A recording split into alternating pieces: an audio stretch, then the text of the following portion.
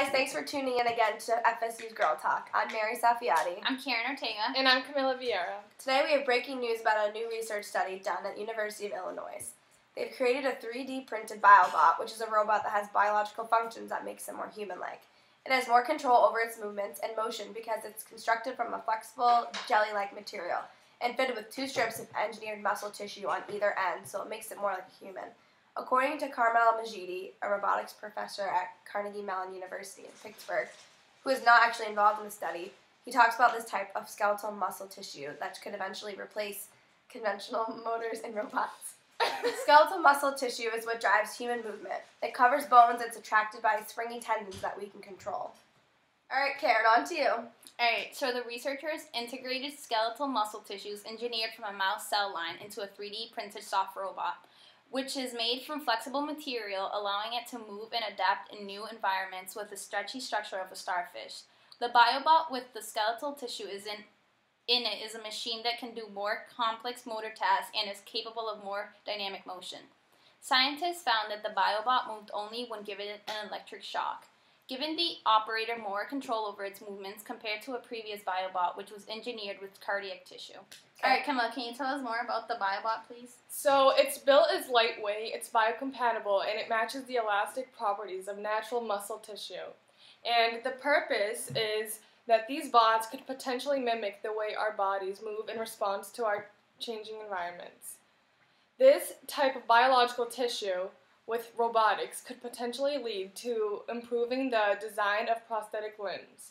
So that, from the article, that's what we got, that their hypothesis is. They just think that this will eventually turn into a better way to design prosthetic limbs. And currently, DARPA has expressed interest in the robots for military use, including for its maximum mobility and manipulation program, which is designing robots to assist warfighters on the ground. So Majidi, the professor Mary introduced to us earlier, said that it could create artificial muscle for limbs in a soft robot, like an artificial jellyfish or octopus, which can be used in a search and rescue operation, underwater explorations, natural disaster relief, and any scenario we need a robot to squeeze into a tight space. So, connecting this to class, this whole theory can be replaced or falsified in the future, if or when a better theory comes up of how we should build our BioBots.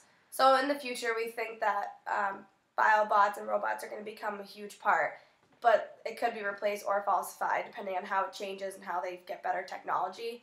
So an induction to this theory is that this BioBot will be able to withstand any natural disaster. Okay. Alright, girls, so what do you guys think about the BioBots? So if it's used in war, it could easily be destroyed because it doesn't possess self-awareness like a human does.